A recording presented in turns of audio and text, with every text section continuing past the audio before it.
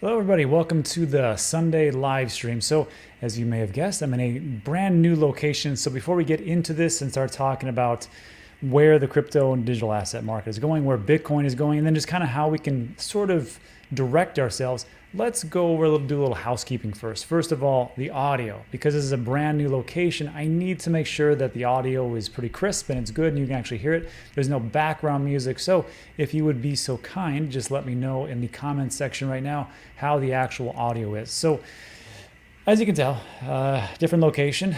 We're going from Texas back here in Puerto Rico, right by Ocean Beach, as a matter of fact. Very nice place. And we have some renovations going on in another place. So right now, what we'll take a look at is, of course, the audio itself. And I can see that nobody has a problem with the audio. I like that. And unfortunately, in this location, there is no pool. But what's great about it, there is a beach right down the street.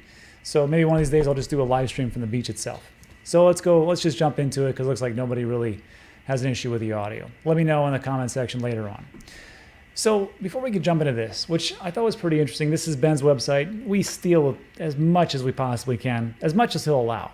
And we talk about things. And it's an odd thing because what we're talking about today is the information or where we're going to be in potentially the next blow off top bull run. Now, this isn't something that we talk about all the time, but it is something we need to be aware of because at some point, maybe somebody wants to sell something.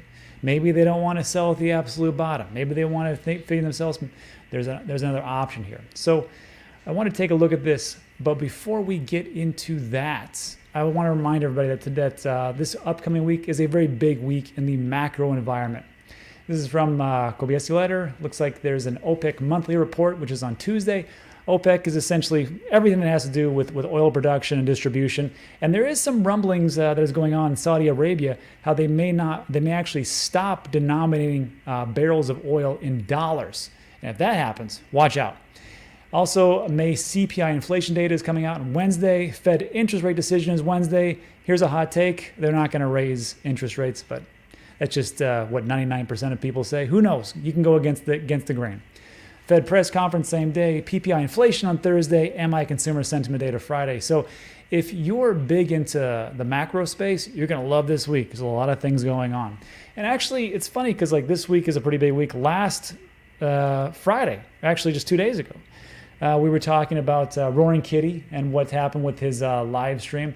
And we had talked about how, it affected the markets. But it really wasn't Roaring Kitty so much as like the big haul. The big haul, of course, was the jobs report. We talked about that. We didn't talk about it at all in the video, and we should have. But that, unfortunately, because the jobs report was so darn hot, and we put this out on X itself, that people are starting to lose their mind and saying, "Oh no, the jobs report is too high. The Fed is going to be higher for longer, and we'll never get that rate cut that we so deserve." And the quantitative easing will start. Look, if you know anything about the jobs reports or economic data, it's amazing how it gets revised months later when more data comes in. So if you think like that's the most accurate data you're going to get, I will just remind you that it is the government. And as a reminder, do not trust them. But on these things, we look at this data. Institutions look at this data. Wall Street looks at this data. And that's what they got to go by. And they're going to go by that. And they're going to get crazy and then be like, whoa, we got to start selling. And that's essentially what happened. But as a reminder, in the long run, it doesn't matter. If you have a long-term horizon outlook like I do, and I think maybe you yourself watching this video, you have a long-term horizon, it's the same thing repeating over and over again. We don't go straight up. We don't go straight down. And if you just take a look at just the 4-year cycles, everything after a halving, what happens? Usually we have a pretty good year after that. And people said that was dead in March of 2020 because of the cerveza sickness virus that came out. And it was a massive year because of the quantitative easing and everything else that was behind the scenes. So as a reminder, you are right here after the halving. It's only been, a couple of months or so? So if you're panicking, just relax. You don't like the price, it's going to be okay. Things will change. Just stick around. I think you're going to like where we're going. So talking about macro, let's switch gears a little bit as to like a little PSA before we get into where we're going. I have to keep harping on this because we can talk about this all day long about how high Bitcoin's going to go, where we're going to be, and just how great, crypto and digital asset is. It means nothing, absolutely nothing, if you get scammed and you lose everything. It's not how much you make, it is how much you keep. There is a video in the description where I talk about all my huge mistakes. It's one of the top 4 that I have down there. One is when to take profits on the blue chips. The other one is when to take profits on kind of like the more degen meme coins. And the last one is the things of all my mistakes that I wish I could go back and change. One of those is making sure that 2-factor authentication is on, and not that crappy text messaging service and emails. I'm talking about the Google one. So this is from Woo Blockchain, Lily Woo. According to Slow Mist, 2 OKX, which is a centralized exchange account, were stolen this morning. Hackers created new API keys with trading and withdrawal permissions. None of the victims used Google Authenticator, but used short messaging service or text service or email verification. Let me say that one more time. None of the people that got hacked used Google Authenticator. They used text messages or email verification. Hijackers or hackers hijack their mobile phone verification codes to withdraw coins, and boom, they're already wiped out. So again, little public service announcement. Doesn't matter how much you make, it's how much you keep, and that's the easiest way to lose everything. Congratulations for all your hard work. You lost everything. Switching gears again. Shorts. Let me get off my soapbox. I'm sorry. Shorts. There is a massive amount of shorts coming in, and it is concerning, but I'm going to tell you why. You can look at it a couple different ways, like how all markets, we always look at these things in different perspectives. So this is the CFTC CME Bitcoin Leverage Funds net total combined new record shorts. Look at that. Now, I remember I was in crypto in 2017, and I remember back in December, sometime around the end of November, early December, they started to talk about how CME or Bitcoin is going to be listed. And we thought it was the best thing of all time. We're like, oh, that's great. Institutions are here. And what did they do? They shorted the living tar out of us. And they made a fortune by shorting Bitcoin. They did a great job.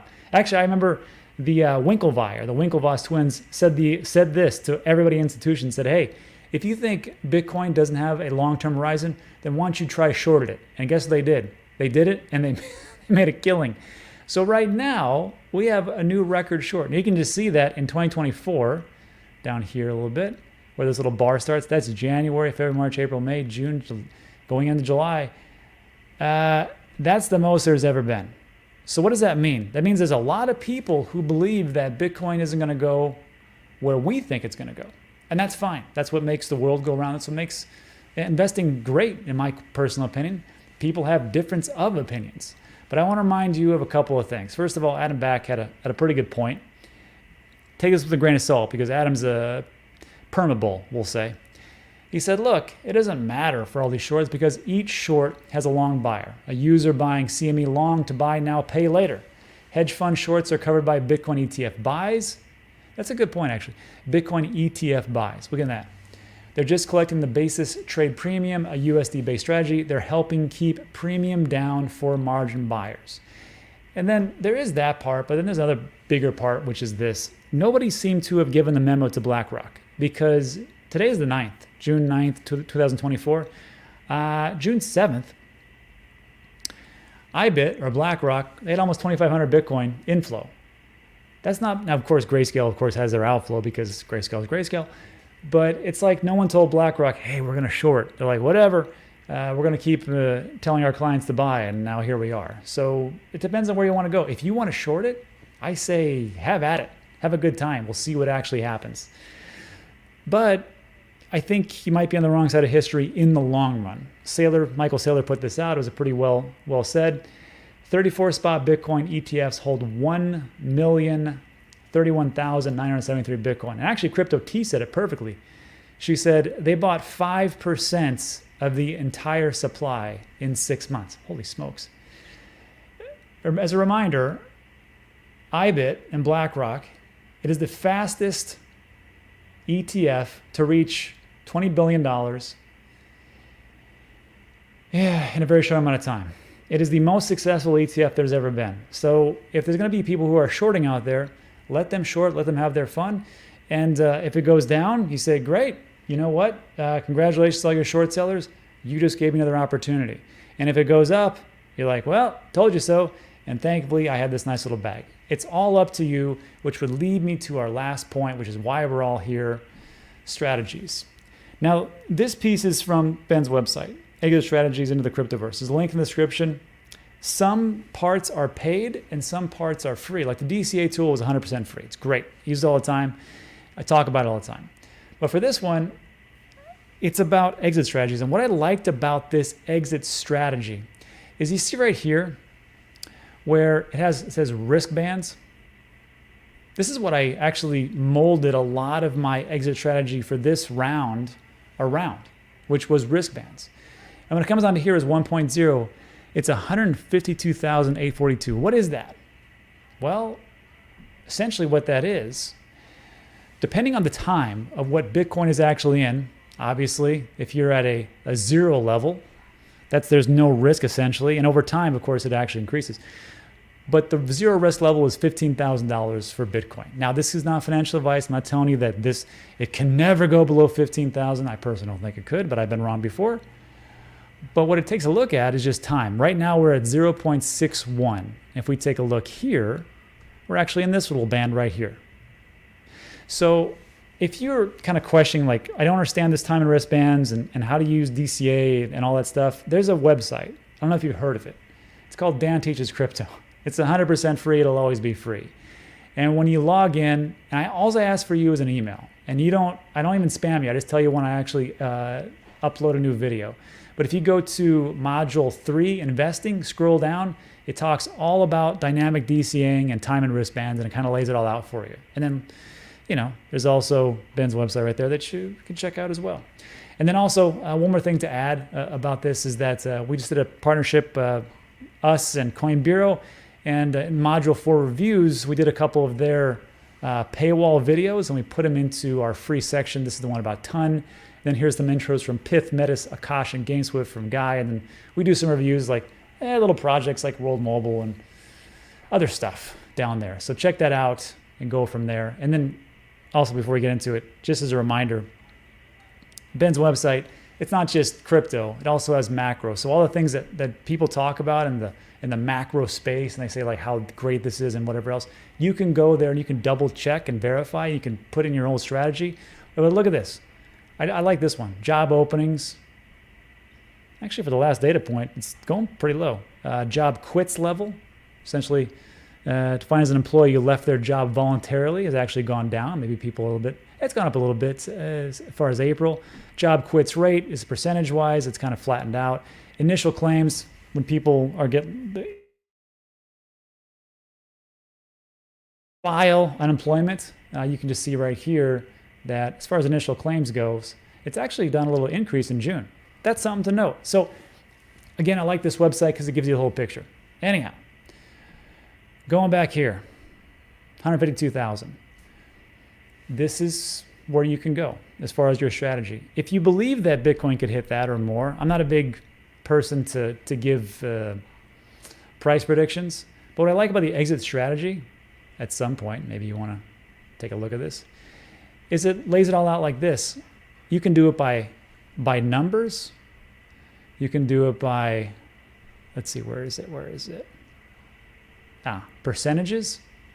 So when it hits these risk bands, and you can just decide like where you want to go. Like me personally, I'm pretty much going to be the YOLO this time, which is I'm only going to, we'll see.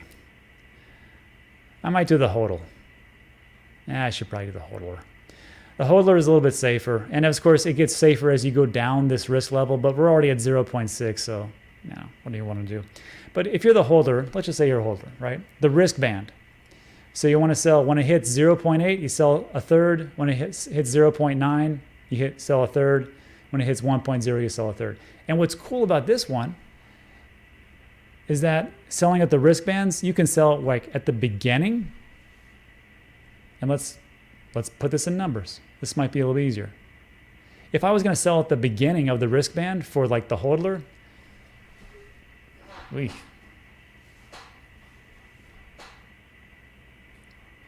use current.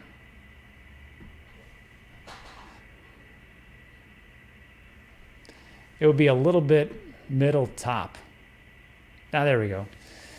So you would be at constant, hold on, linear?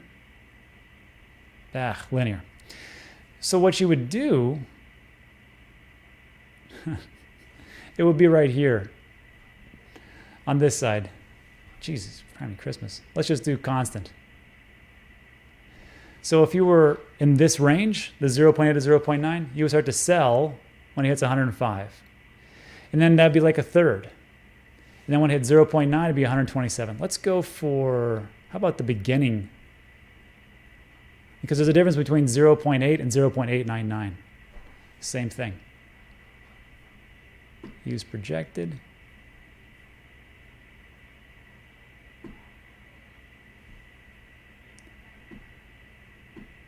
Huh.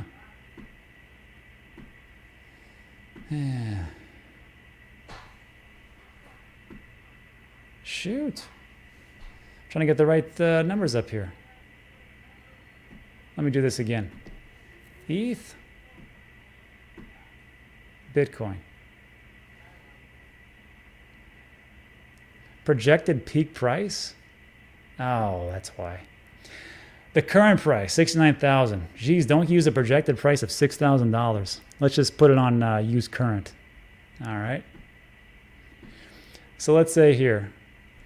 So YOLO, you would sell everything at around 0.8, or start to sell at roughly 85,000. 7 to 0.8. And then the next piece, which would be the holder, is maybe when it starts around 105, you start to sell. And then 127,000.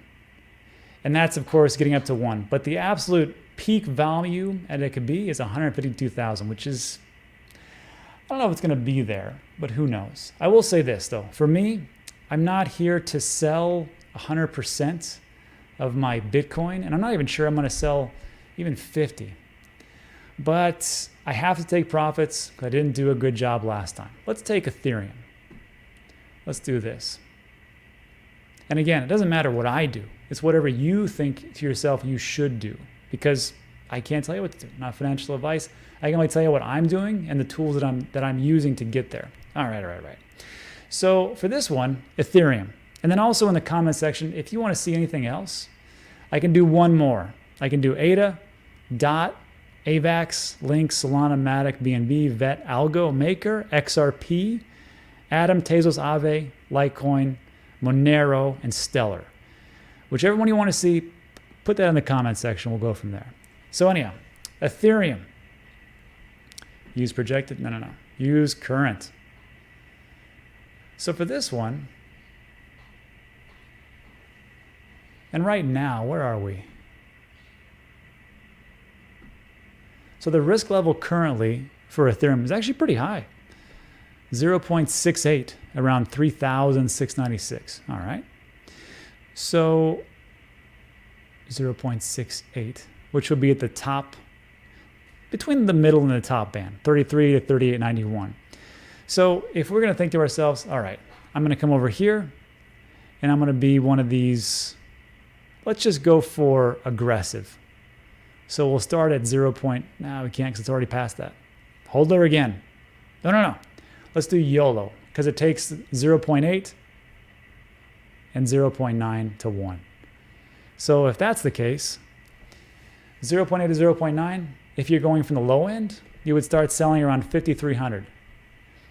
And then if you wanted to, as time went on, you say, okay, once it hit 0.9, you take a little bit of profits, maybe 33%, maybe 25%, at 7,400.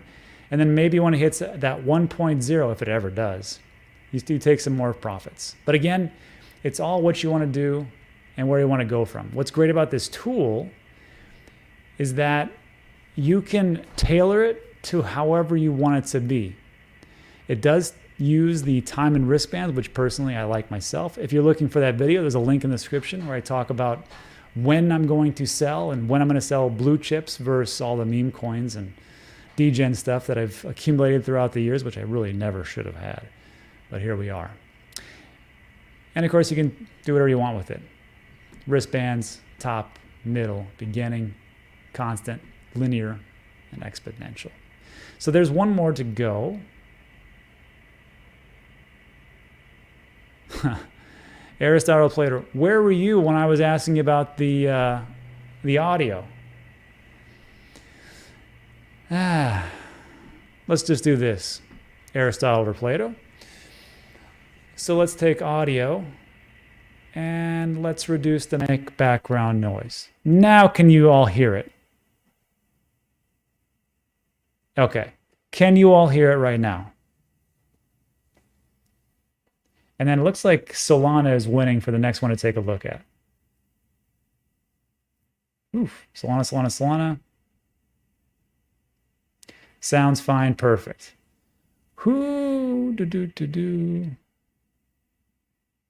Hunter, can you still hear that sound? Because I'm going to guess that some people have great speakers on the computer. Some people don't have great speakers on their computer. Some people don't hear that well. Some people have earphones. Some people do not. So I have to kind of tailor it as best I can to everybody. So let's see. It's good, great, perfect, yes, yes, can't hear anything. Great. Wish you... That's okay. We're going to be here for the month. So now I know the settings. I appreciate it. All right.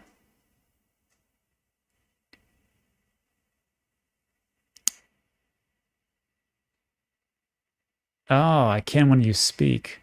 I have amazing headphones. Nick says Doge. Sorry, Nick, that wasn't the option. That is not in the on the site itself. Solana. Phone here, background gone.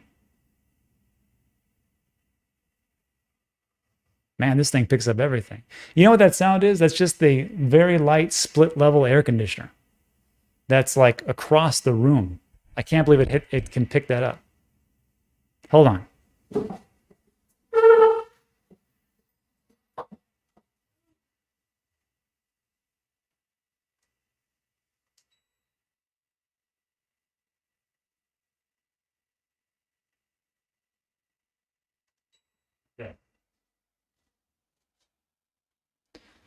Okay, now we're going to figure out if it's the air conditioner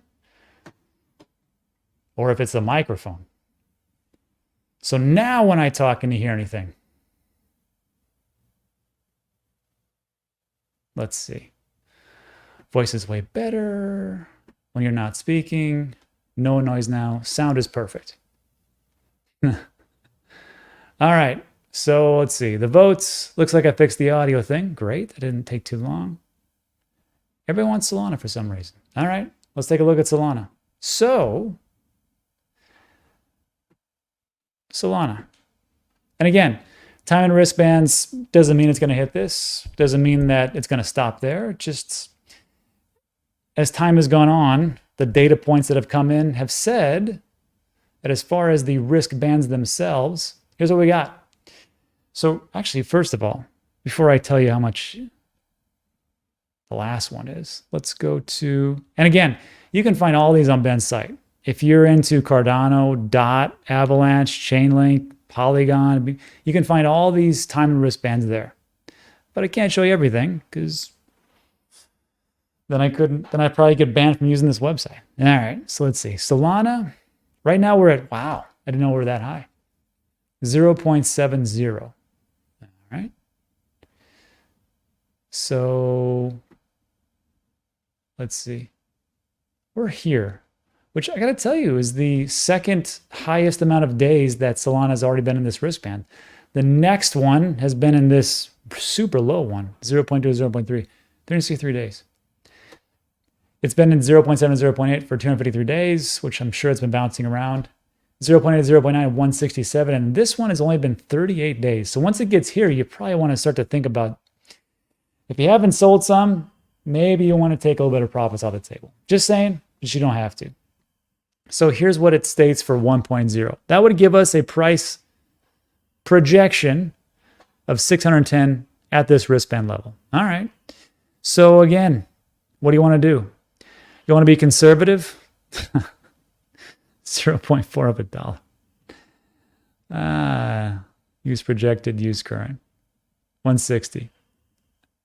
Let's do the tops.